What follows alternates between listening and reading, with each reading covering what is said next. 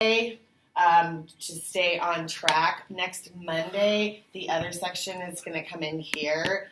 Sarah has to be gone, so we're all going to talk about 6 traits together. So we have to be on the same page. So plan for today, we're going to revisit the interactive read aloud. Also mini lessons, so we'll talk a little bit and kind of combine those. Then we'll talk about guided reading, Basil's independent reading. Then we're going to start getting into fiction and nonfiction genres. Hopefully we'll get started with nonfiction today. Tomorrow then we'll revisit biographies, specifically nonfiction, specifically biographies. We'll talk about quiz 1. There's nothing that you need to do tonight for tomorrow for quiz 1. I'm just going to kind of see how far we get. My guess is most of quiz 1 is going to be take home. Definitely 2 parts of it are, so we may do 1 part in class. If we do, we're going to practice what you'll do first, either today or tomorrow. Hi. Either today or tomorrow, we'll practice exactly what you're going to do, and then you'll apply it. So there's nothing that you need to do to prepare to study. Stay caught up on readings. Pay attention to what we're doing today in class. Most of quiz 1 is going to be take home, and that will be due Monday. Not poetry book. Then we're going to spend most of the class tomorrow focused on poetry. I'll give you specific information about that poetry book, the assignment. You'll have a chance to look at examples of that and look at different forms of poetry. Then we're going to spend some time tomorrow going through the text set. Again, I'll bring an example of that so you'll see what it looks like. So over this weekend, you'll have a chance to work on quiz 1, get started on your poetry book, and then also I'll talk about what you can do at this point for your text set. Identify theme, choose a theme, commit to a theme. The sooner you do that, the better off you're going to be. And then over this weekend, the one thing that I would suggest is that you start gathering the materials, gathering the texts that you need. But otherwise, the 2 pieces of quiz 1 are directly applicable to your text set. So 2 of those components will be done. What else? Questions about any of that? Yes. How long do we need the books for the text set? So if you're checking out the library, Oh, that's a good question. Well, you can recheck out. So you won't turn it in until in 3 weeks. You'll turn it in 3 weeks. So is it usually 2 weeks for checkout? So it's 1 week. Yeah, right. But you'll be able to get a pretty good start on it by then. And then, I think if you check something out now, you would be okay. Or just maybe put it on reserve and get it next week or something, or tell her you need to recheck it out. Usually that's not a problem. Good question. All right, we good? All right. So, yesterday, we talked about interactive read-alouds. It happens every day. You as the teacher are modeling. You're specifically modeling vocabulary or comprehension strategies. We watched a DVD of a teacher reading aloud. She had those planned stops. She was focusing specifically on a skill or strategy. What was it? Do you remember? What did she ask them to listen for? It was theme. We're going to focus on theme. In the DVD, she had them think about the grandfather and Abuelo. The characters, their thoughts, their feelings. So they were inferring what the characters were thinking and how they were feeling at different times during the book. So teacher had planned stops to focus on that specific skill or strategy. We're going to focus on theme. So we'll find places that we're going to stop to teach theme. Before we do that, I'm going to show you an example of a mini lesson. A mini lesson is something that comes from a need. So typically we don't plan mini lessons well in advance. A mini lesson is something that we know that all of our students need, and it's usually about 10 to 20 minutes. And that's the entire lesson. So teacher introducing, this is what we're learning about, teacher doing a little bit of modeling, and then provide opportunities for independent practice. So we're going to watch this teacher focusing on finding the author's message, which is also theme. So this will give you a little bit of kind of a preview into part of your interactive read aloud lesson.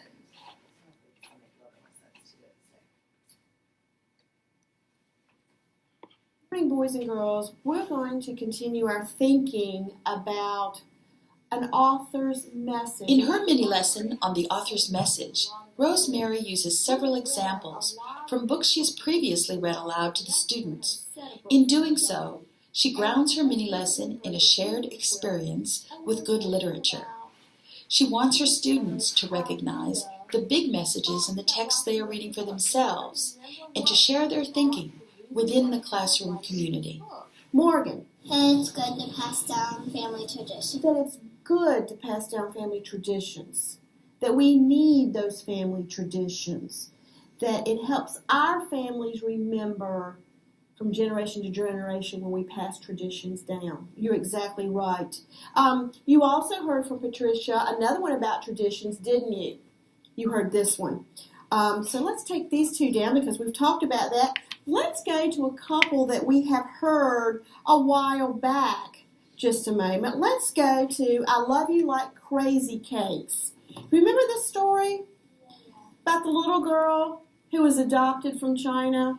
By inviting contributions from the students, Rosemary not only engages their interest, but also measures the effectiveness and clarity of her teaching. What do we think Rose Lewis, the author of I Love You Like Crazy Cakes, what do we think she was trying to say to us? It doesn't matter what you wear for people to like you. You all agree with that?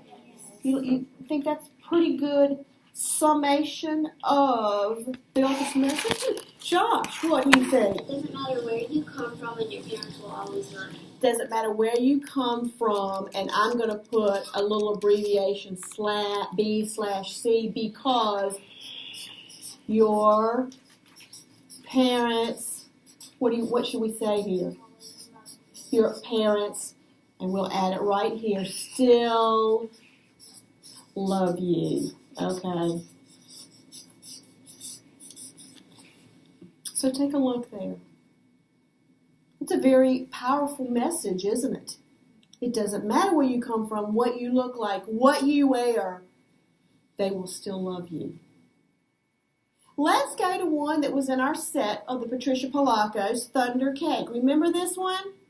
About the little girl? Remember this one? Who was so afraid of what? Thunder. Oh, thunder. We had that terrible storm the other night. She was so afraid of thunder. And her babushka, grandmother, helped her, didn't she? Irene, what are you thinking that Patricia Polacco was trying to tell us in Thunder Cake? A good way to get over your fears is to go through them. Whoa, can you repeat that one more time so I can get that down? A good way to get over your fears is to go through them. Okay, what were some of the things she had to go through? She has to take eggs from a hen she's scared of. Oh, she's scared of that hen. She's got to go get those eggs from, that's right, Pet Hen, doesn't she? Sarah? She had to go through thunder to get to the cabin. She did. All the way through the book, there was thunder, wasn't there? And then at the end, the cake helped her because it came out right when the storm hit. Did I write these correctly? Check me, will you? Will you edit me? All right, so today, Let's just stop right there and talk about what she's done so far. So what have you noticed so far about what the teacher has done in this mini lesson? She let the kids give the theme for the first time. Perfect. Good. And they knew the theme because they'd all read it. So she used a book that they'd all read before, had the students give ideas of theme. What else did you notice? Kind of gave a little overview of the book to remind them of what it was about. Perfect. Good. What else was she doing? She was writing out their responses. Good. And I like the way that she kept talking. So she wasn't just writing while they were sitting bored, especially, well, I would say with all levels, but especially at the primary level, you need to keep them engaged as you're writing. What else did she do as she was writing? What did you notice?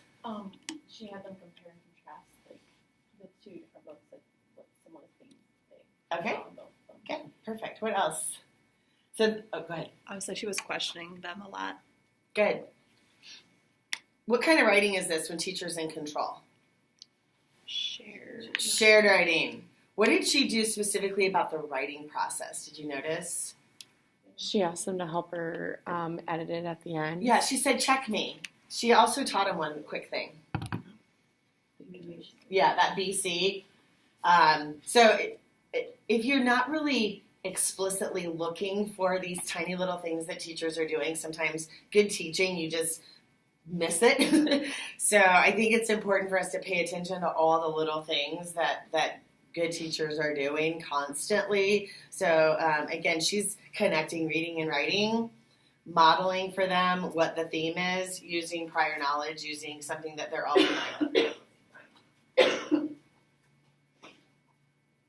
Boys and girls, we were talking a lot about the author's message and the meaning of the books that we have read, especially in the set with Patricia Polacco books, and how important that message is for us to understand what the author's trying to tell us. So let's take a look today at what we were thinking about. Readers think about the author's message to get a deeper understanding of the book. We have to think about what the author's trying to tell us so we can really understand that book and see if it applies to our life. She said a purpose. That's the Now purpose of the today, lesson. as you go back to do your independent reading, I want you to think, as you're reading your book, what is my author's message? What does the author want me to get from this book? What can I learn? Why do I think that author wrote that book? Is there a message for me? So think about that, and when you come back to the circle, we'll quickly popcorn around and have everybody tell the book they're reading and what they think the author's message is. There's no right or wrong answer for this, is there? So this is your thinking about what you think the author's message is. All right? Okay, I'll see you back in the circle in a few minutes. Okay, the group share at the end of reading workshop is an opportunity for students to refocus on the mini-lesson principle and to extend their understanding through talk. Every student hears about a group of texts and what their friends are taking from them. Quickly talk about what you think your author's message is.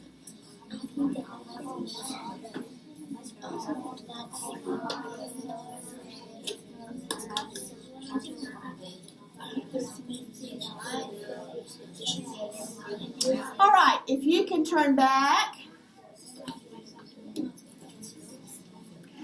We're going to quickly popcorn around the circle, and I would love for you to turn your book around, share the title of it quickly so we can see it, and then tell us what you think your author's message is. Danisha, we'll start with you. Show us your book and your title and your author's message. My book is A Mom Like No Other, and just because I think the author's message was just because you're not alike like your mother, you're still loved.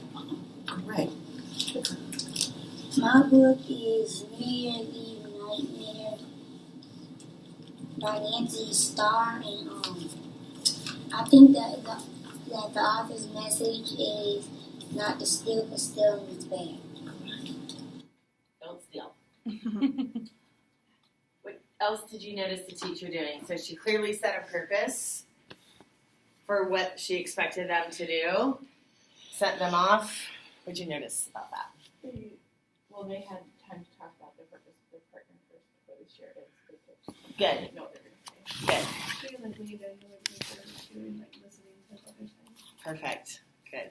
She gave them ideas to go back and think about while they were reading. Perfect. Good. Did you notice something that she did when she had them share? Actually, she didn't even ask them to do that. Did you notice what they did when they shared? 3 times. That's a procedure that I think is really important. I think that face-to-face, when you're sharing with somebody, I'm going to actually have you doing that as well. When you're sharing that you're knee-to-knee, eyeball-to-eyeball, it's a completely different conversation when you're face-to-face with somebody or if you're talking over your shoulder. So I really liked, she didn't even tell them, turn to your partner. She just said, I don't even know, get with your partner. They just knew to turn, and then she had them come back together. So I thought that was again, one of those little tiny little nuances that we don't necessarily notice unless we're actually looking for it. So, great example of finding theme or finding the author's message. One of the things that I think is nice when you're teaching theme is to show them the word theme like this, and then watch this.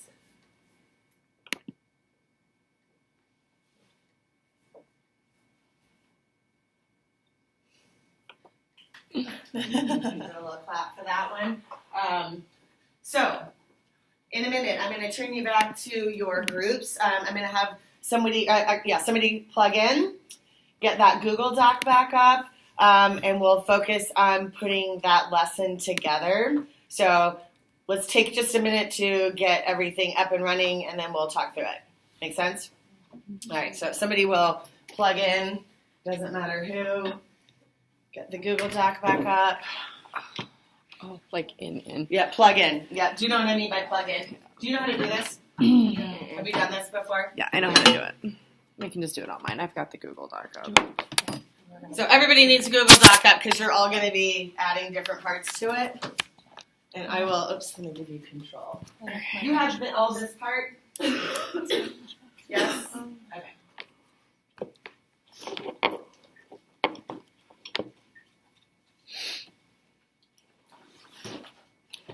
I wish I could put local input on some and the other on. I'm in.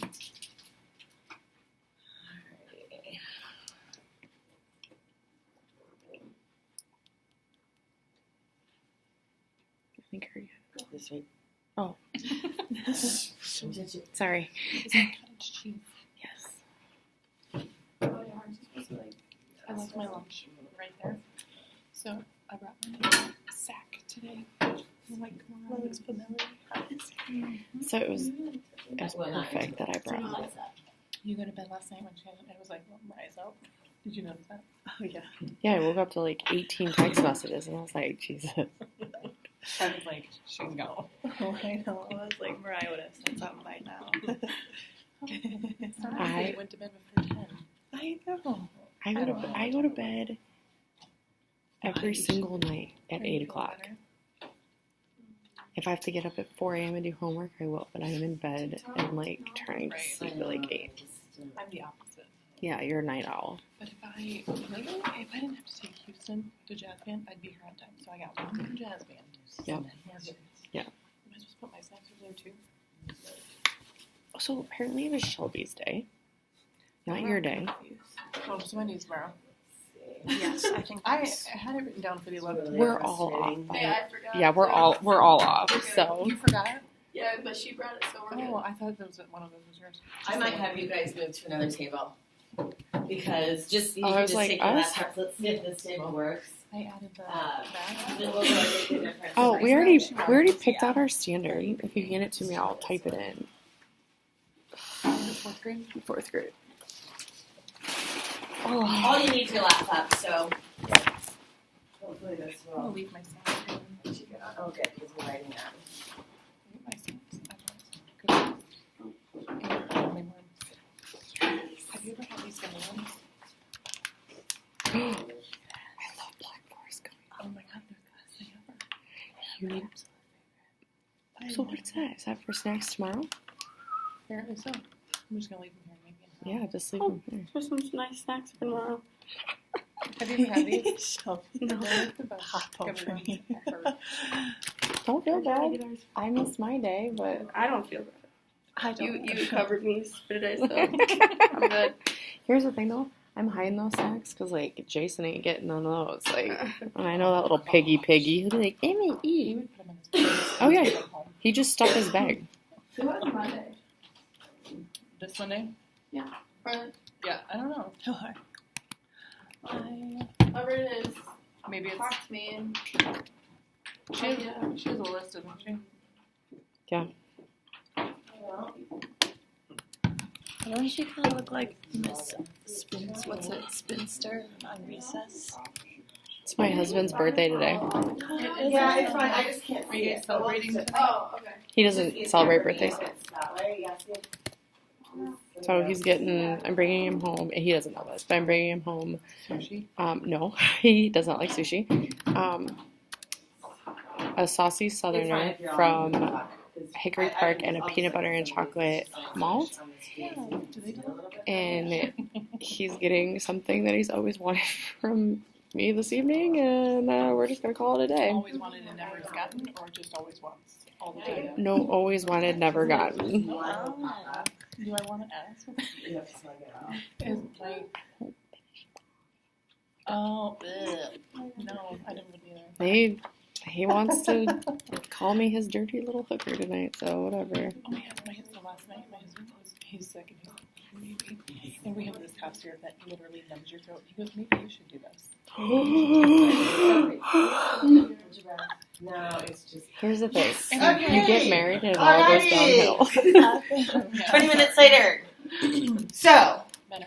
what we have so far is our standard. We have CCSS.ELA-literacy.RL.4.2. So I want you to get in the habit of using the entire coding system, and then you're going to list the words and the standards as well. They're on Blackboard. You can cut and paste them. It's nice if you cut and paste them because then you always have that consistent format. Objective. We have 2 specific measurable objectives. What were they? Identify theme and use 3 supporting details. And then you went down to your evaluation. And so in the top 2 boxes where it says objective, so you'll make it. Somebody make a table under evaluation. Not you. Somebody else. Everybody else is. We're all. The reason we have you finish your objective. Okay. We're on a Google Doc so multiple people can work on it, not one person. I say I'm working on that. Okay, so there you go. Yeah. Perfect. Good. So in the first, this is a checklist. So this is one way to guide and inform your instruction. You can get information about multiple students on the same form. So the first column you would list the names of the students. I think it's nice to maybe just sometimes focus on 5. It's not realistic that actually in this lesson I could assess my whole class, but a lot of times in a read aloud, I'm not going to necessarily be able to assess everybody. I'm doing this every day, so if I focus on 5 days a week, I've got one bit of data for everybody. In the next column, you're going to put that first objective, which is what? Identify theme. So put that in the very top, where it says objective. So instead of saying objective, right there, thank you. And then your second objective. So at the top of the first column, you're going to write name. Like that? Yep. Okay. Just want to make sure. Yep. And then third column is what? 3 supporting themes. Provided 3 supporting details. I should be able to look at your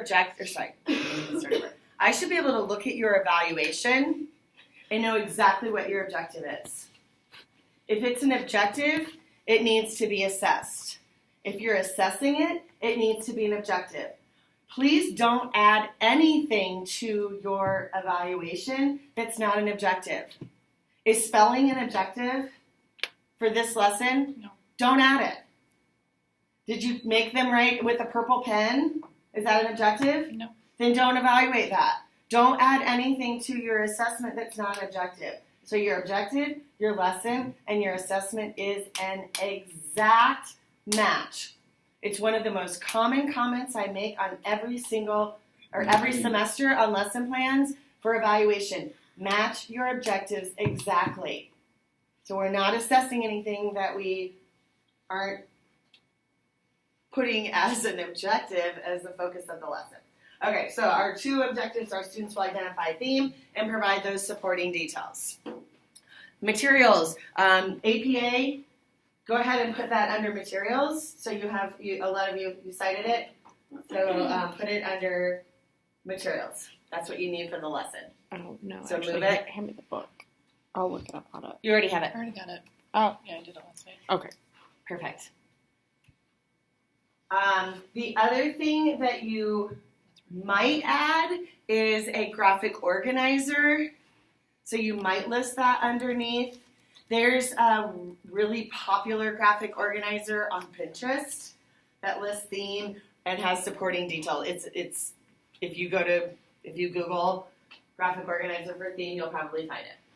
So if you want to use that, you can. You don't have to. The students can just write in their reader's notebook what the theme is, or on a piece of paper what the theme is and their 3 supporting details. But you're going to have them probably do that in writing, and then you can use that data to guide and inform your assessment. So now I can use this checklist. I would take off the words objective. You don't necessarily need those.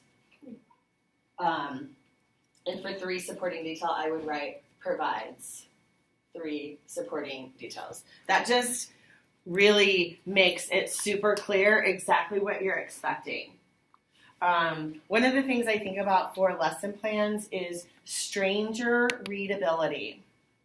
So as you're writing your lesson plans, you don't need to script every word. I don't want, good morning, boys and girls, come over and sit on the carpet. Sit crisscross applesauce, put your eyes on me. I don't want all that.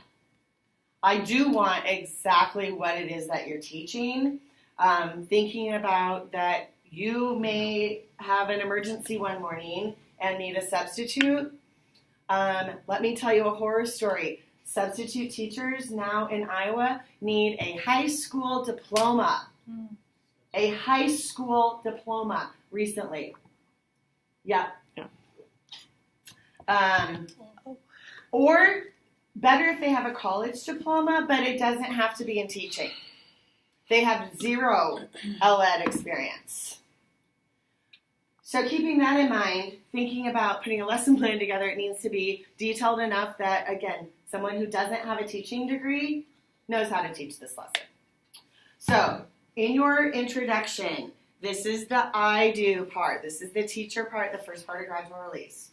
So you're clearly stating what it is that you expect your students to know. So you may say something like, today we're going to read an A for Miss Keller by Patricia Polacco. If you want to add that part, that's fine. As we're reading this book, what are we focusing on? Friendship. Actually, not friendship. What is, we're focusing on theme. Oh, okay. So we're not going to tell them what the theme is because we want them to identify the theme and those supporting details. But you're right. So whatever it is theme. So in your introduction, you're going to clearly state, this is what we're learning about. This is what it is. It's the author's message. And why are we learning that? What did she tell the students in that mini lesson? Why should we find out or try to think about the author's message? So the reader has a better understanding. It gives us a deeper understanding of the book. If you have that little phrase, it gives us a deeper understanding, and put that on all of your reading lesson plans, there's your purpose. Reading comprehension strategies are always to give us a deeper understanding of the book. So in your group, work through your introduction. Tell me what you're learning, what it is, up there, and then why we're doing it. So work through that part. Go ahead. Are we like starting anew? No, I'm just taking a note. Oh. Yeah, I just because I have like procedures right here. Like we could like throw stuff under like the intro. You see it? And it's like guided practice. Like the whole format is already like right there. Oh, so just Yeah. eliminate these. Yeah. Okay. I'll move them up. There we go, yeah. Okay, sorry. I'm fine you're with good. bullet points. So, oops. I actually like them. I think it helps you as you're teaching instead Go of over reading through, right? Payments. 4 and 4th grade, you assume they know that? No, I think we'll say what a theme is. Okay, but you said bullet points are fine. Theme Okay. Yep. is an author's message. Today we are reading an A from Miss Keller by Patricia Polacco.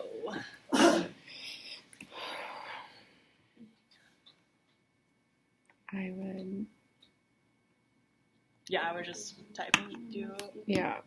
No, you're not going to do a book walk because these are intermediate level students and you're reading it. So I wouldn't have even done a book walk at primary level with those allowed because they don't need the support. So I would just, you don't really need to Can show you it have to them, you're going to read it to them. Examples of Introduce things. the book and A from Miss Keller. You mean Yeah, like from Take time to like double check the understanding of the word theme. Yeah. Prior knowledge. For your title, in the middle of a sentence, you're definitely going to italicize that. Mm-hmm. Yeah. The book, Okay. yes. Well, actually, always italicize. Yeah. Perfect. That's why I hate when people I- are doing the same thing. I know. We're all like, I got it. Don't. Tell them what they're learning. What I'll are you just- learning? Today So we're just to learning. activate prior knowledge, do you want to Okay. say? Today we're learning Do you how wanna to do ask? this, or however you want to do it. I would Today just we're put learning about- ask a few guiding questions to like ensure that they understand the term theme. Just because, it says Don't like get book caught up talk, in the wording right define, now. Objective, set purpose. Don't get caught up in a whole lot of wording. What I just want you to get the guts of this. I have about 5 more minutes to put this together. Okay. So don't get caught up in the wording. Just get the ideas. Okay, so okay. I can't. Yeah, I'm just gonna like hang back for a Yeah. minute. Okay, model, practice, plan, stops, teacher, teach the objective. Okay.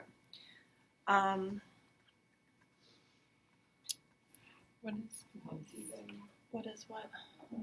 Oh, that was just like how you can like create your intro. That is right. So you have a book talk, which you don't necessarily need Right. a big one because Right. you're reading it. Right. Define the objective, which you did. Right. Okay. So I'm And saying then set should we delete purpose. that is I guess Okay. what I'm asking. What's is that? Should we delete that? Yes. Yes. Okay. That's what So now that we know, we don't need it, right? okay, so students are aware of the theme. So ask them how they know what the theme is.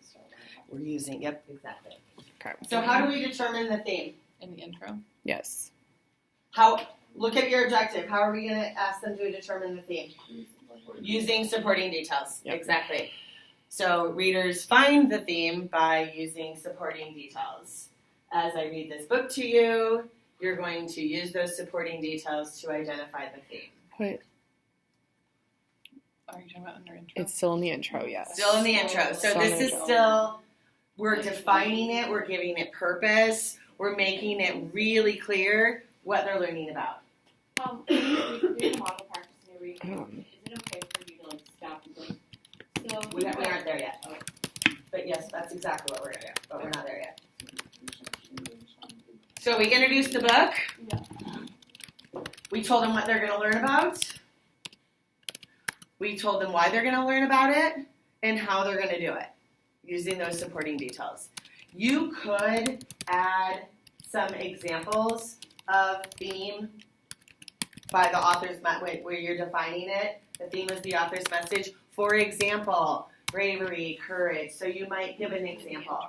The other thing you could do, and this lesson is a little different because you can't. There's only. Well, actually, let me back up. Obviously, there are multiple themes within a book, but you're not going to want to model a theme because I'm afraid that you're going to just drive them to that one theme. What you want to do is drive them to the theme of your text set for this lesson plan.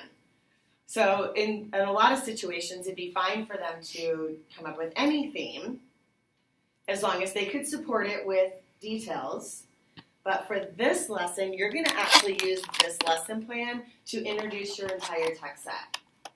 So you want them to come to the theme, friendship, overcoming challenges. Is that what you chose? Yes. So you want them to come to that theme.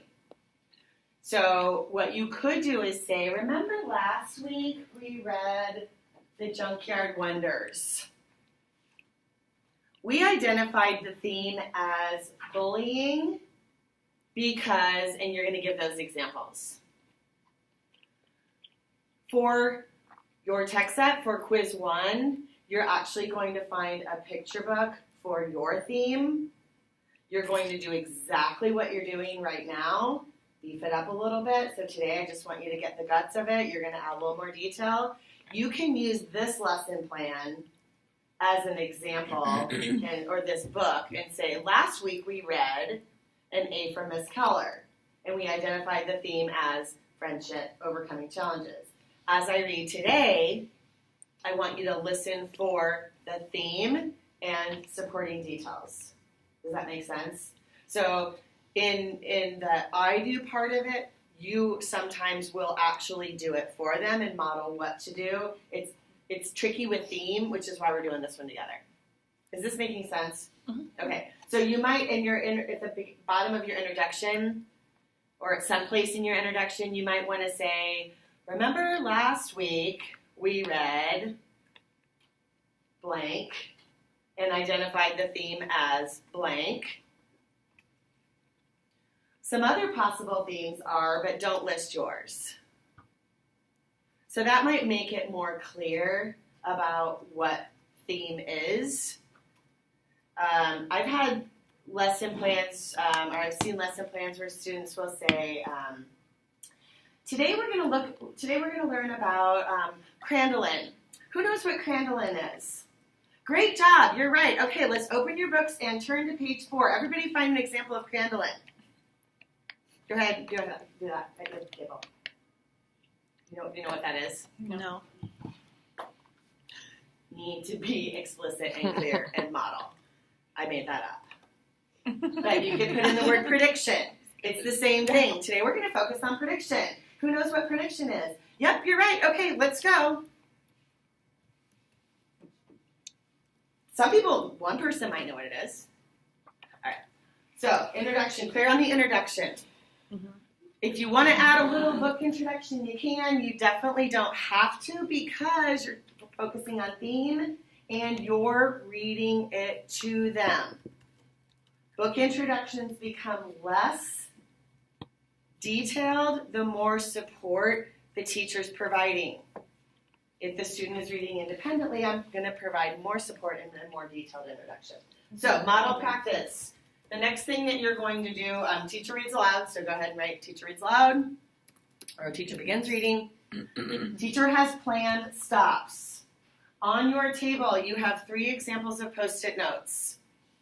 Based on your theme, look through your book, find 3 times that you would stop to ask a question to help them to get to theme. Again, this is difficult because you have to kind of dance around it without saying overcoming challenges. You're going to say, gosh, it looks like this is really hard for them, and what are they doing to get through it? And you're going to say something about friendship, like pay attention to how their relationship is growing. Or does that make sense? Mm-hmm. Okay, so find 3 places you have Post-it notes. When you find those 3 places, put a Post-it note in each one.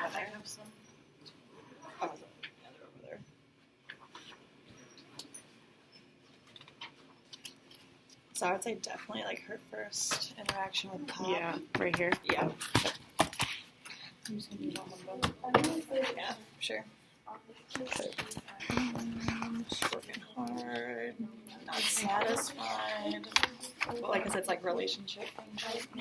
I think you could do like where she gets excited about Just writing about him. commit to 3 places. Don't overthink it. It's not a huge I knew deal who I for right wanted now. to interview. The idea. Pop. So study When places. she's like, I know who I want to interview. Yeah. And when he gives her the school stories and tells her it's. I think the last one could be.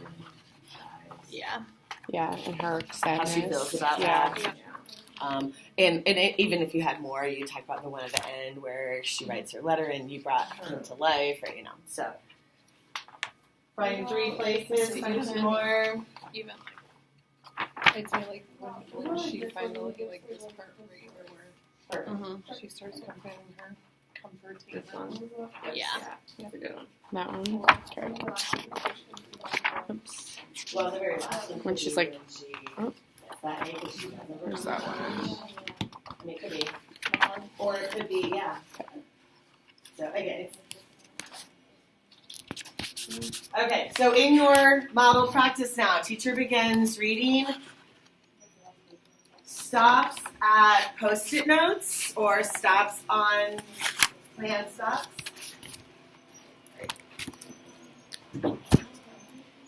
And then you're going to ask a question or make a comment. So, Okay, good. Please don't do this right in the middle. Oops. That's Oh, no. not right. Oh, it's okay. So what is our first step? Is when they met? No, not Matt. When I think she like sits down by him. Yeah, So he like on, stop pats her on this over. page. They don't have page numbers. Make up a page. I would ask a Okay. question like, Figure out page Um, numbers or stop on page blah blah blah. Ask this. based on Stop on this page. Ask or say her this. interaction with Pop, how would you describe their relationship? Or even like after reading this page, what do you think is happening here? What is taking, Yeah. I think just like don't even say relationship. Just be like, what interaction? What are you is noticing occurring? about the two characters? Yeah. Go. Keep going. Okay. They have all three done. Oh, Oh. over here. I know. Well, I just don't want you to overthink. I just want you to plan what. So stop on page. I know, but just give me a page. Fake page.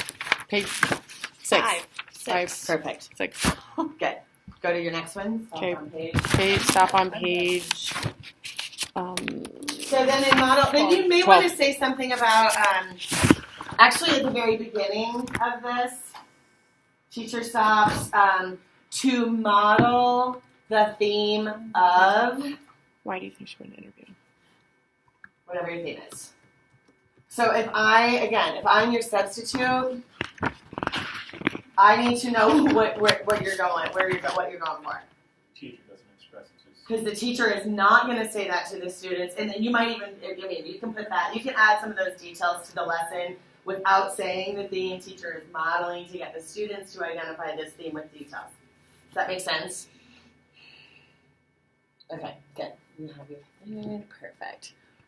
So somebody add teachers modeling theme of, or teachers trying to get students to theme of. So now independent practice. You've now finished the book. What are you expecting them to do? This book. The focus is of this book. So identify the theme of this book because this is an introduction to text set theme. So students will do what? Identify The theme and 3 details. So again, you could use that graphic organizer. Has anybody searched for it yet? Oh, no. Have somebody look at your group. I'll look. Here's what? Okay. Oh, there's a good one. Yep, the message. That's a good one. The one that most people use. Oh, I'm sorry. I have to be on Google Docs. Someone else is going to have to. What are you doing? I'm trying to look for the. Oh, sorry, I'll do it. What, Organizer? Just- Graphic organizer? Yeah, it's on Pinterest, she Any of said. those. Type any in of graphic them, if organizer you for wanna use theme. one, Okay. you can. You don't have to. Okay. So students will either record on their graphic organizer, record in their reader's notebook, record on a piece of paper, the theme, 3 supporting details. When we create our own, do you want us to use the same format? It's going to look exactly like this, except your book is going to be different. Your themes probably, may or may not be different. Yeah. And then it's going to be a little more detailed. Okay. So independent practice students then go back to their seats, whatever. Again, you can add some of those details to it if you want to. Then closing. At the end of the lesson, what did the teacher have them do? Yep, so they came back and did a group share. So in the closing, we're reviewing this skill or strategy. So review theme. So either teacher or students, and you can decide how you want to do that. I think it's nice to have the students review or reiterate the theme. Or sorry, definition of theme, sorry. And then I'm going to have them share. What theme did you identify? And hoping because you're guiding them to this theme, your questions are specifically, hopefully, guiding them to this theme, and then list their supporting details. They may have some of the same supporting details. They may have different ones. Somebody may have said bravery. Somebody else said courage. Someone said friendship. Someone said relationships. Hopefully, it's all going to be very similar. Does that make sense? Mm-hmm. At the very bottom, then you're going to have an example of student work. So go ahead and go underneath your evaluation and write example of student work.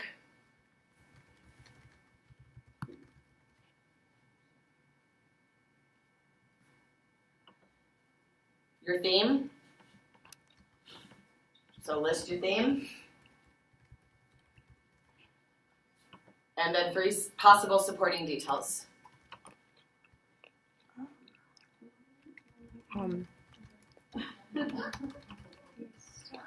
Overwhelming. Talking to the top and sharing cookies. A little indicative. You're feeling, I get it. Because we'll understand the sharing. And then number 2, what was it? She could interview anyone she wanted. She chose Pop. Because she liked talking to him. I was like, oh, where'd my voice go? And then I would put something, we chose this page, that even though her teacher was so hard on her, she showed compassion. Mm-hmm. Go back up to the top. I'm actually going to make this so it's 100% ready to go. In your materials, I want someone to Google an A from Miss Keller reading level. An A from Miss Keller reading level.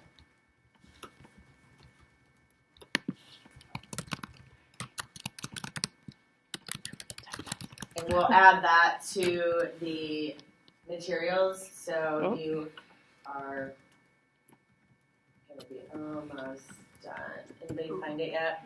Yeah. Yep.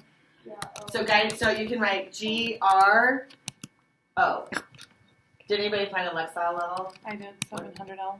Lexile, 700L, that L is Lexile. So 700L is another leveling system. So we know that this is at a level that's appropriate for our targeted grade level, which is what? Fourth. Perfect. The only other thing that you're going to need to add for your text set lesson, and if you want to add it to this one, you can, is a summary of the book, and you can find that online too. So somebody Google summary of an A from Miss Keller. Add that on And you can add it to the top of the lesson. Above standards? Yep, and where it came from. So probably, is it Scholastic? Do you mostly find it Scholastic.com or Goodreads? Goodreads. Goodreads, perfect. So underneath that summary, just cut and paste it and then write where it came from. If you want to put the URL, that's fine. Goodreads.com, it doesn't matter, wherever it came from. But if somebody got it or else Does someone have it? I got it. Okay. And then just copy the URL. Yep. Yep, you can Does do that go right underneath it, or do you want it somewhere else? Do you want like in parentheses provided by? Doesn't matter. Okay. No, just where it came from. Okay. Doesn't really matter to me. This is exactly what your lesson plan is going to look like with a little bit of beefing up for your text set. So again, as soon as you identify the theme that you want to focus on, you need to find a picture book that's at a level appropriate for intermediate, 4, 5, or 6. If you end up changing your grade level, the theme standard is the same for 4th and 5th and 6th, so you can use, you'll still focus on theme, you'll just change that number. Patricia Polacco is a great example of an author that writes picture books at the intermediate level. Chris Van Allsburg is another one. He wrote Jumanji, Polar Express. If you're anybody thinking about identity as a theme, one of his books is called The Stranger. It's about a man that comes to the farm, and you have to figure out who he is. Let me tell you who he is. Yep. Okay, spoiler alert. He's winter. So it's fall. So you see fall turning to winter, and the windows start getting frost on them, and blah, blah, blah. So you have to figure out who he is. Fun. That's a good one. There's also one called The Wretched Stone, where you have to infer what's happening to the sailors on this ship. So if you're thinking about survival or overcoming a challenge, those are some good ones. Friendship and relationships. Patricia Polacco has a book called Pink and Say, Pink and Say. Two soldiers in the Civil War on different sides, different races, and this friendship and relationship that they made. So those are some examples and suggestions of picture books that are appropriate for the intermediate level. So we talked about text formats yesterday. Picture book is not a chapter book. Find the level. Look at the text on this page, or on these pages. Think about how long it took you to read it. Think about the vocabulary. So you're finding a book that's at an appropriate level. Does this make sense? Mm-hmm. Okay. Questions about this? Okay. Alrighty. Let's, actually, I think I'm just going to have you stay here because we're probably going to put another lesson together. So but you don't really, do you need anything over there? If you need anything over there, forget it. Otherwise, we'll keep going. Okay, so let's move on.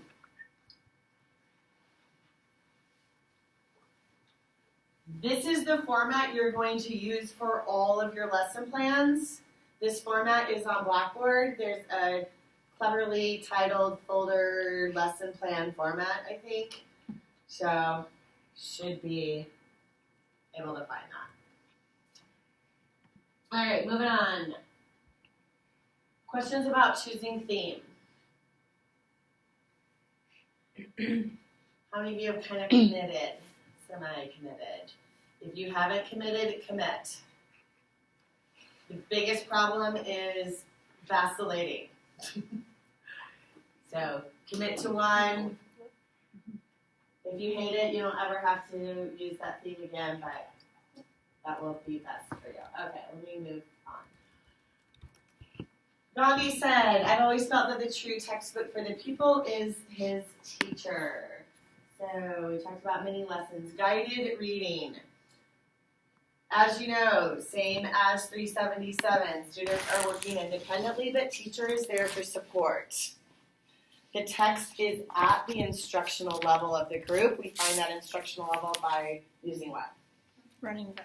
Exactly, we use running records to guide and inform our grouping. Again, those groups are small and they're temporary and flexible, especially because they're homogeneous. Knowing that they're people, knowing that their needs change, we know that we're going to need to change what we're doing. So at the primary level, you probably saw, did you see some examples of videos of guided reading? Did you watch any videos? Okay, good. So teacher was present. Students actually were probably reading out loud. Did you notice that? And teacher was kind of listening in and providing specific strategies for them to overcome any challenges that they noticed. At the intermediate level, you as the teacher are still going to be present for part of the time, but you're probably not going to have your students read out loud. They're able to overcome most of the challenges at instructional level. So they have a lot of those skills and strategies in place. So what you're going to notice the teacher doing is a little bit different at this level. So let's take a look at this.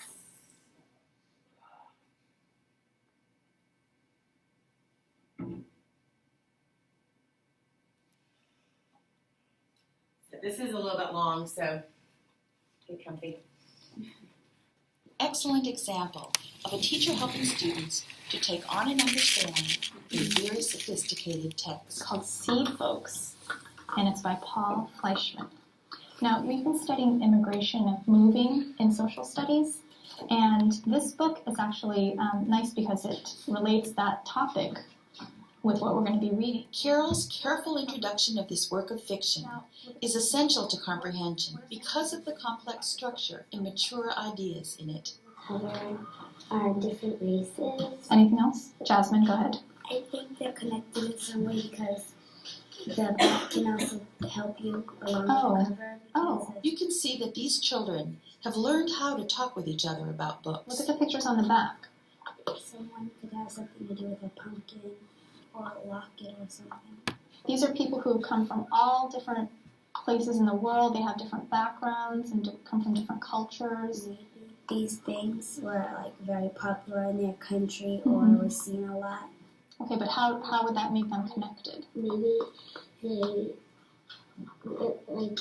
reminds them of someone or something, and it kind of represents something. Do you see anything in the way that these are related to each other or based on the title? They were all plants. A lot of them. Yeah. A lot of tomatoes. There are a lot of plants.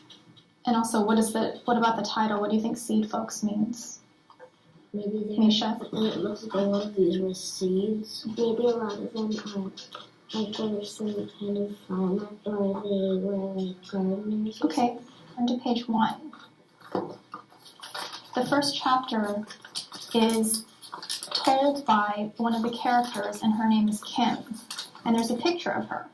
And as you read this chapter, you can hear Kim's voice as you're reading it. She's telling the story. These are her words. But look at the second chapter. Turn to page 4.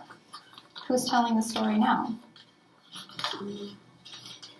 Anna. That's what she looks like. She's telling this chapter. And then what do you think you'll find next? Another person. Okay, and who do we find?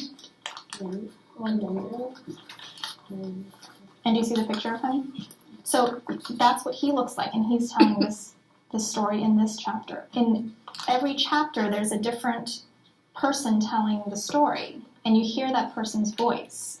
And as you're reading, you'll find how each of the characters are related to each other. And that's what you should be thinking about as you're reading. Let's turn to the first chapter again, chapter 1, on page 1. And who's telling the story here? Kim. So look at her picture. Whenever you turn to the new chapter, look at the picture. This is the person who's speaking to you. Try to imagine her in your head as you're reading it. Maddie, can you just read that first paragraph for us? I stood before our family altar. It was dawn. No one else in the apartment was awake. I stared at my father's photograph, his thin face stern, lips lashed tight, his eyes peering permanently to the right. I was 9 years old and still hoped that perhaps his eyes might move, might notice me. What's an altar? What's a family altar? What does that mean? Jasmine? I think it's where people get married. Okay, that's one kind of like a wedding altar where people get married. Now, what do you think this altar is based on the description here? It's kind of like a thing, kind of like a dresser. Okay, actually this altar, it's a family altar, and it's basically just, it can just be like a table where they put different things on this altar. So what's on this altar? There's a picture of her father, there's a father's photograph, and if you continue reading, there's some other things on this table, like some candles and other things. Her father has passed away. So this is an altar kind of remembering him, paying tribute to him, giving him respect. Does everyone understand that? So that's one kind of altar. And she's from Vietnam, so in this culture, that's how they might pay respect to someone who has passed away. Okay, just any questions about that? As you read, you're going to learn more about Kim and what she has to do with all the other people in this book, all the other people. And they all come from different places, so don't forget that as well. And as you're reading it, think about what we've talked about in social studies, about moving and the kinds of difficulties people might face. You're actually just going to read the first 3, Kim, Anna, and Wendell. And so it's pages 1 through 12. And as you're reading it, think about each person. Try to listen for their voice and listen to how they're telling their story and listen for how they're related to each other or connected to each other in some way. Okay? So after you finish reading those first 3 chapters, you're going to write in your reading journal about about the characters and how they're connected to each other. Does everyone understand? Okay. So go ahead and start reading, and when you're done with your reading journal, you can just take your other book and start reading. Okay? What did you notice about the introduction of, well, first of all, it took about 5.5 minutes because this was the first day of introducing this new book. So what are some things that you noticed the teacher doing, Maria? She really focused on the front of the book, looking for context clues to get their brain thinking about what the content might actually be. Good, the front and the back. Yeah. Yep, exactly. What else? She really went over what they were supposed to be looking for in the first few chapters. Perfect. So what's the focus? Like how they're all connected on the characters. Good. So teacher focused on characters and how they're connected. She made it very clear what they were expected to do. So what did she ask them to do? Read the first 3 chapters. Write in their journal. And then write in their reading journal about how the characters are connected. What other things did you notice in this introduction? She kept asking for their understanding to make sure everybody was on the same page. Okay. Before moving on. Good. What else? She found a potentially difficult concept altered, and she got their thoughts and then walked them through.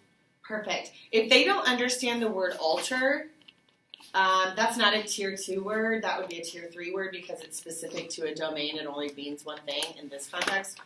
If they don't understand this family alter, they're not going to understand this whole first chapter and that specific person's point of view. I'm not sure if you noticed, each of these chapters was written from a different point of view, so the teacher probably is eventually going to draw their attention to POV as well. What else did you notice? Something else. She made a connection for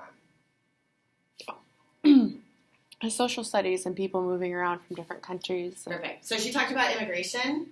So actually all the characters in this story live in the same apartment building, and they all have immigrated from different places. So you're going to get different points of view in different places. So, all right.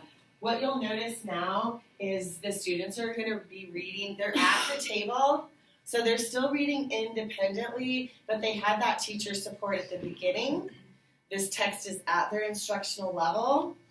So as they're doing that independent reading part of the guided reading, you're going to see the teacher in the back of the room. See the girl in the front, see that pink shirt right over the yellow shirt, or red, sorry. The teacher's in the back doing an independent reading conference. So using her time wisely. We're going to look at that in a little while. And then she's going to come back and have a discussion. So let's check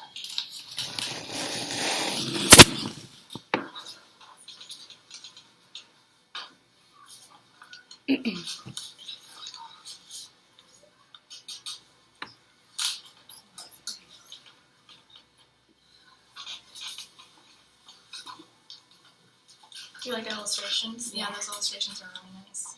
Okay, good. Keep reading this. Did everyone get a chance to finish the first 3 chapters? Did everyone write? Jason, do you want to just talk a little bit about what you were writing about? Sure. Let's just talk about what we thought about the characters and how we saw them as being connected to each other. All the people who live nearby live near each other, but they don't all know each other. Mm-hmm. Do you want to add something? People, in a way, they kind of know each other. They've all seen each other. How? The window or something. He was like friends with Hannah, and they both see Kim planting seeds. No, Kim never saw Anna. She made it. And thanks, Kim. She didn't know for sure. On the back, how we pointed out like the different things and objects on here. Me and Maddie figured out the 3 that related to the characters. Mm-hmm. Kim, she was related to the beans. Anna the binoculars. And Linda the picture because that's how he met Kim, by trying to water her beans. Mm-hmm. And Kim planted her beans because of her father was a farmer. As we read more chapters, what do you think is going to continue to happen in this story? What do you think? What are some predictions that you can make? If there are 12 chapters, there'll probably be like one of these pictures on the back of the book will probably be each being one of them, one of the rest of them. And you're probably right. And we can continue looking at the pictures and how they're related to the people in the story. But based on the first 3 chapters, what do you think will continue to happen as we hear from different characters in the story? Jasmine? they'll continue to meet each other. Like someone will be planting something or taking out trash or whatever, and meet another person, and then the list will go on and on and on, and the person will introduce that person to another one. Do you have any more ideas about the title? I think that they're just all gonna meet each other because of maybe see. Nisha, what do you think? I agree with Maddie because I think that they're gonna get to know each other.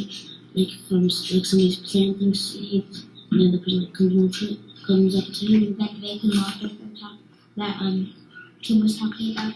I think that all the people in the book, all the people that comes from will meet each other, and they'll turn that vacant lawn into a big garden.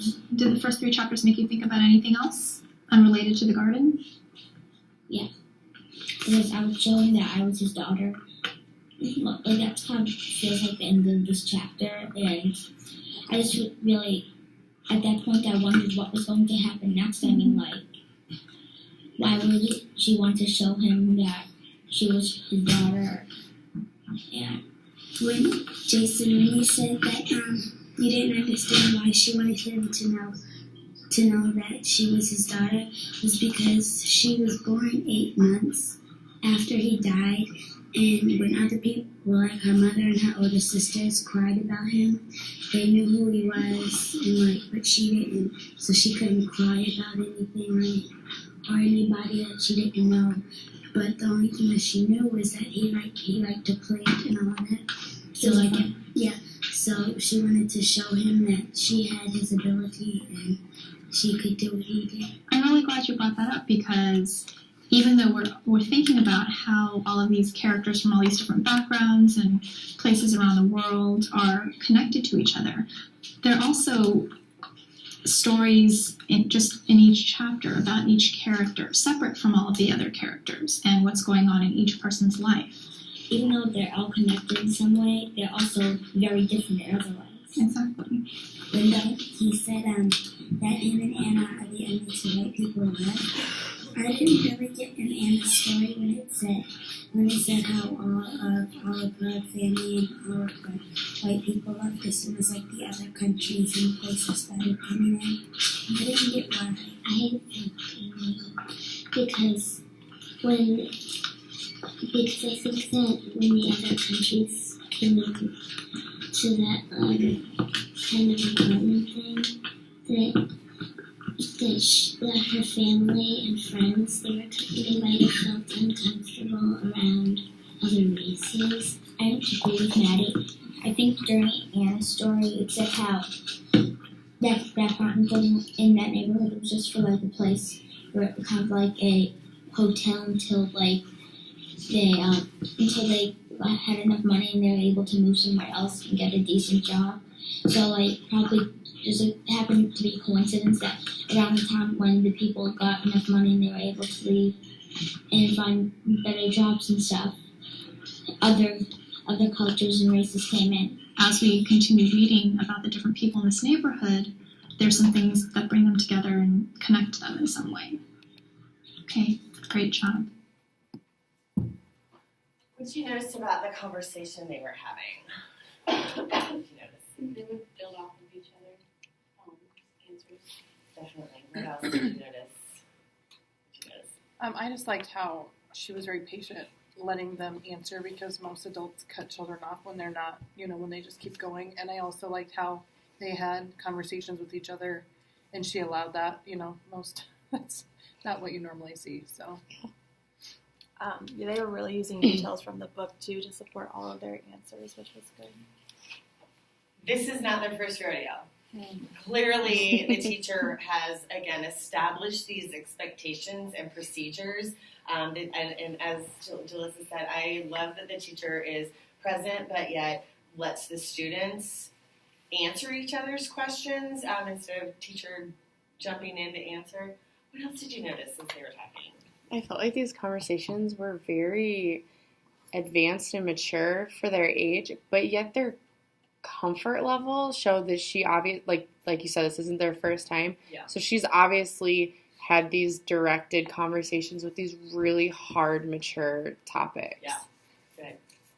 Well, just off like what Mariah, like the girl with the glasses, she felt comfortable enough to not be rude when she was. I mean, she wasn't really correcting him, but when he didn't understand something, she was just very polite and said, you know, maybe you don't understand this, so this is what it was. Yeah. Instead of blurting or Right, or Yeah. no. I think that they respectfully agreed and disagreed. And they would say, yeah, I agree with this person because, and add more detail from the text. But they also said, I don't agree with this, and this is why. But it was very respectful. It wasn't rude at all. It wasn't you're wrong. It was, again, the teacher had laid it out that we all have different opinions, and as long as we can support those opinions with textual evidence, we're good. And we bring our own prior knowledge and background experiences into reading, so we all take something different out of it.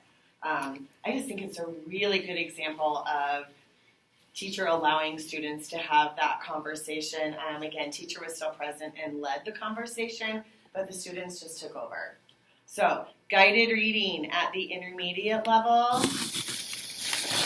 The characteristics are exactly the same. Those small, temporary, flexible, homogeneous groups. Text at instructional level. Slight differences.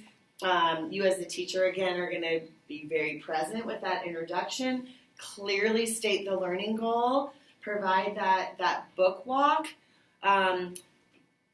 More important book walk for guided reading than read aloud. Why? Why would it matter if the book introduction is less detailed for a read aloud? Or should it be less detailed, I guess? Start with that. You don't want to give away what they're learning. Okay. Have them think about it. What else? You have control over like when you stop and read aloud. You don't have to, so you can make sure they get what you want them to get. Or you have to Right. Who's reading? Yeah. Who's reading in interactive read aloud? Teacher. Oh, The teacher. So they don't need as much support for the text because you're reading it to them. You're still laying out that goal. If they're expected to read it, that book introduction is going to be a lot more detailed. So the teacher took, I think, 5 minutes for that book, just for the book introduction, to activate prior knowledge and set the book up. Obviously, she's not going to do that tomorrow. But the very first day, it's very, very clear and explicit and a lot more detail. All right.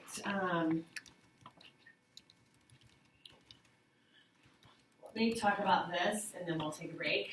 You're probably not ready. Basils, or core reading programs. Did you talk about basils in 377 a little bit? Yes. Does anyone not know what I'm talking about? Let me know. I mean, seriously, let me know, because I don't want I to. don't really have easy.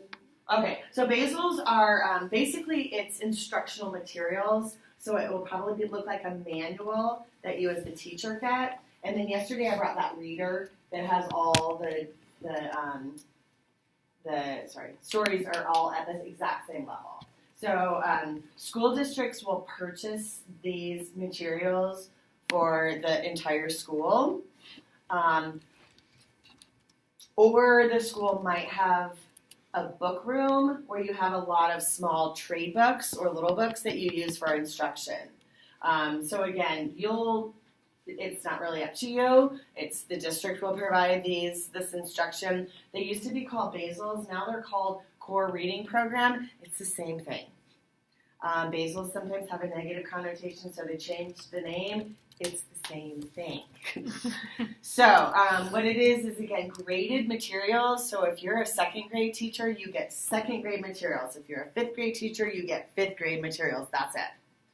You'll get manuals and then the readers, the books that the students have that are more of an anthology or collection of stories. The lessons are literally scripted. So you open up a page and you'll see in the middle what the student's text looks like, and then on the outside it will say, teachers say this, here's the student answer, teachers say this, here's what the students will answer. Very rarely does it say answers will vary. Answers should vary. So, anyway, I'm trying to take my prejudice out of it. I think it's too late. So the advantages of using these, a wide variety of materials. You have specific grade level skills. So as a first year teacher especially, it's really helpful. As a first year teacher, or if you change grade levels, you know exactly what to expect, what skills are appropriate for this particular level. It reduces your planning time. It's all done for you.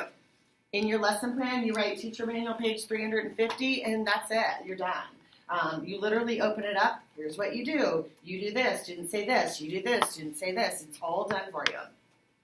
The literature has definitely improved over time. They're really nice if your school has a limited budget. It's a huge outlay of cash, but then they typically use them for 5 to 7, sometimes 10 years, depending on school district and budget. So that's why a lot of schools use them. They're thematically driven, and you'll find a lot of cross-curricular or cross-content lessons that are meaningfully integrated. Some of the disadvantages, decisions are not based on student needs, and they're not based on choices. These publishing companies are in it for the money. This is a business. They want to sell their product to everyone in the United States. So you know that your classroom needs are not going to be the same as students that are living in upstate New York or in inner city LA. Your needs are going to be different this year than they were last year and than they are next year. So these lesson plans were created for the typical, if there is such a thing, the typical fourth grader. Big disadvantage. Students have zero choice because teacher says turn to page 1, turn to page 7, turn to page 28. Here's the book we're reading today. They have no choices. Obviously, we know that affects motivation. Skills are sometimes isolated from a meaningful way to use them. I was teaching a lesson in fourth grade one time, and the mini lesson was on metaphors. So we talked about what a metaphor was, we modeled what a metaphor was, we read through the story. There was not a metaphor in the story. Like, what is the point? Why did we teach metaphors if there aren't examples of it? So it's just not necessarily meaningful always, and that is changing. The text is all at one grade level. That is absolutely not going to work because you know that if you have fourth grade text, you're going to have first grade readers and you're going to have ninth grade readers. Some of them are going to be at fourth grade level, but you're going to have these other ends, and what do you do with them? There's too much information. It can be a little bit overwhelming. You may get 2 or 3 different manuals that are about this big. So just trying to sort through and decide what's important and what's not, prioritizing. You literally cannot do everything that's in there. It's helpful to have all that stuff because it provides a lot of options for you, but sometimes it's just like, I don't even know where to start. Changes over time, the literature has improved. There's definitely more diversity. The skills are becoming a little bit more connected than they were, and there's also an increase in technology and used in a meaningful way. In your syllabus,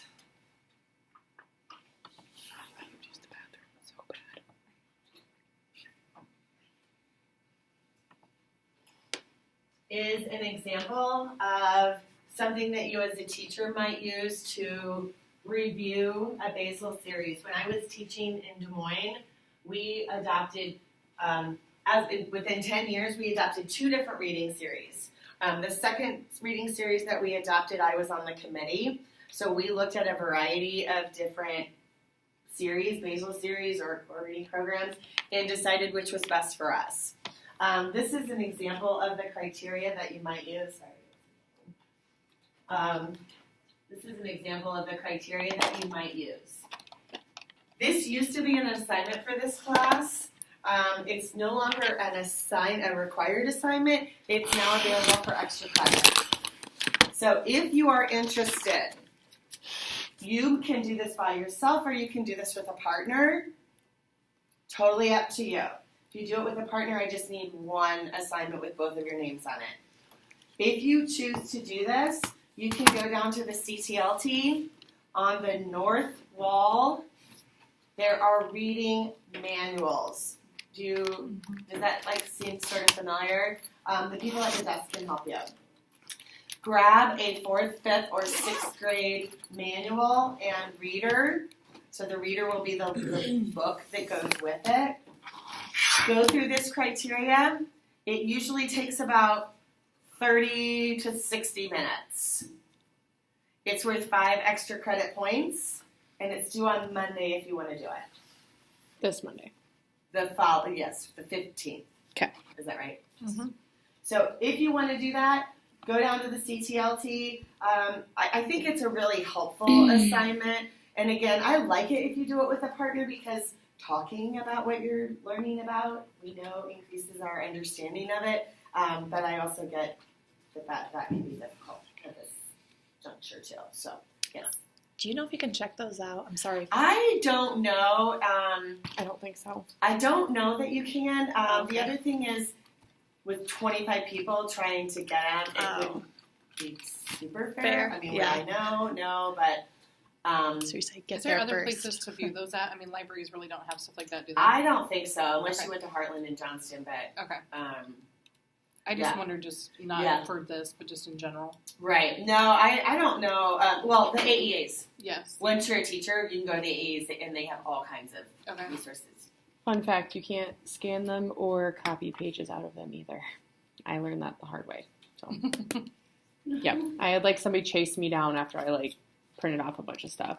That surprises me because it's educational purposes. Yeah, I guess you can't.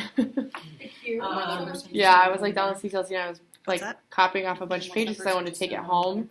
Yeah. And they were I was walking out and they're oh, you can't leave with those. I was yeah, you where probably goes all can't my check 'em out then. credits? Probably can't So- Yeah, that Yeah. surprises me because usually for educational reasons, you can make copies of That's things what I as long as thought. you're not distributing it. So anyway, if you're interested, this is in your syllabus. Monday. Use this guideline, use this format. Really the purpose of this is not that you fill this out, this just shows me that you did it. But I think it's nice for you to get in there. One of the things I would ask that you pay attention to is the scripted parts. So find those places where the lessons are scripted and look and see if it's a thin question or a thick question. One of the things that I did in my own personal Basil when I was teaching is I just put a I wrote in one of them because I knew we were going to get rid of it. So I just crossed out the questions and wrote it. The more professional way to do it is just put a Post-it note over those questions and write your own.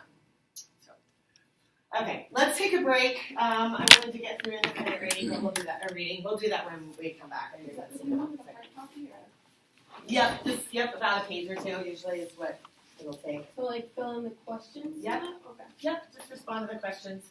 So you can list the questions and write it below it, or you can just write the answers to those whenever works. Oh, here's treats too.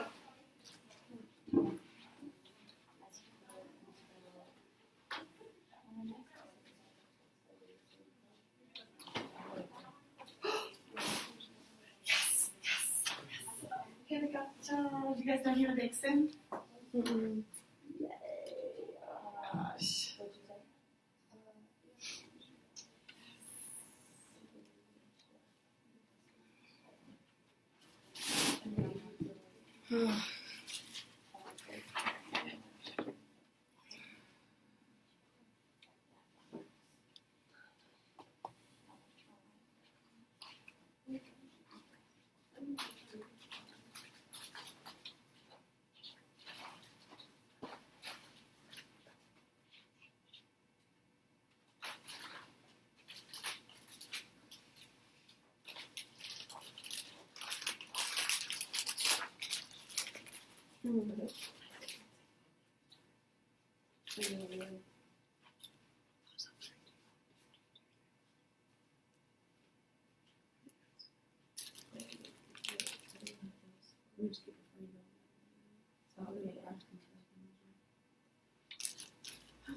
What do I want for my snack? Sugar. I think I want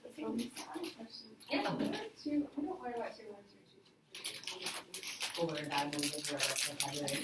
So tier 1 are the words that are like mom, hot potty, boom, yellow, walk, like all of those. Just oral language. Tier 3 words are words that are specific to a domain, like chrysalis or experiment, or like words that would be like piano is specific to a domain. And then the tier 2 words are words that we just find in written text. So neutral, savor, ominous, words that you can use in a lot of different contexts. Okay. So we'll practice learning what they are. Okay. And I don't teach how to use stuff like that either. So Okay. well, you would have been. So, Jen's like getting all advanced on me. if the other class is coming here on Monday, are they bringing treats for their class? Because I know I was talking to someone in the other class and they said they had to sign up for treats as well. So That's a good point. I'll tell Sarah to make sure that we're all on the same page for that. I don't know who our Monday person is. yeah. And maybe that would be a good day for you to, or maybe Amanda, since she's not here today. You have her there. I can get it though. Okay. Yeah, maybe if you guys want to bring something that maybe could, All of them. yeah, spread a little bit further, and I'll have You Sarah can do grandma one. do that too. So she Okay. needs 2 of you. Okay. Yeah, that makes sense. I didn't think about that.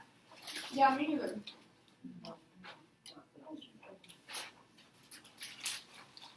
Do you have Amanda's number?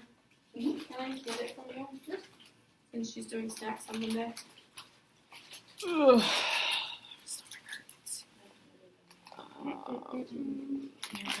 You're like the ultimate soccer mom with these snacks. Like I said, if I thought I could found time to do it, you were all getting like a plate of sushi. Like, I don't care. 760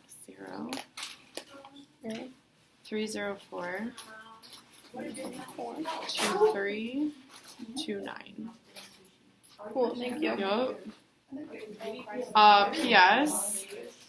If anybody's listening, any of the Chex Mix that's left over, I'm not taking it home. We don't eat food like that at my house.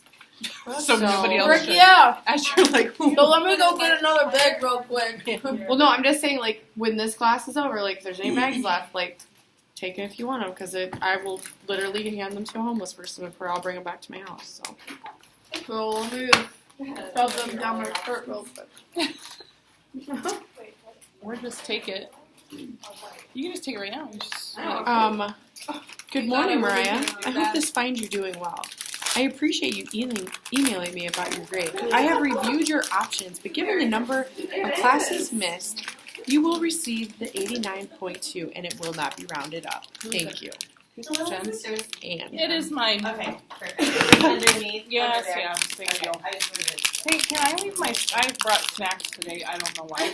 Oh, good. I was supposed to bring them We're tomorrow. all over the map. They're a hot mess. Yeah.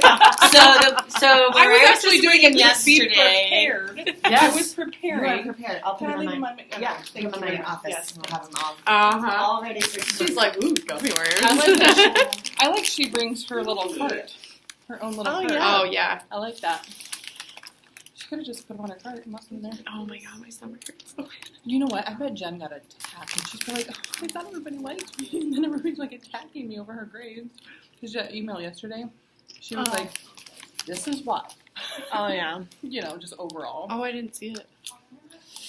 You got 2 long ones. This is really good. Sorry, that was. Are they good? You can eat this, can't you? Oh, yeah, I can eat popcorn. I just thought you got me. A movie theater? Yeah, I couldn't decide between a white cheddar and movie theater, but I'm happy with the butter. It tastes like that. It's actually really good. It's delicious. You should pull all of them out. And grab all the movie Yeah. Milk, chocolate, sea salt, cashew.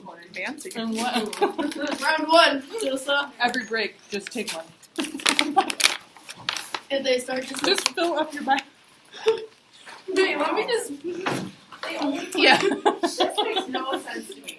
There's only 2. Just wait until they're water done. popcorns in there. We got them. They're really good.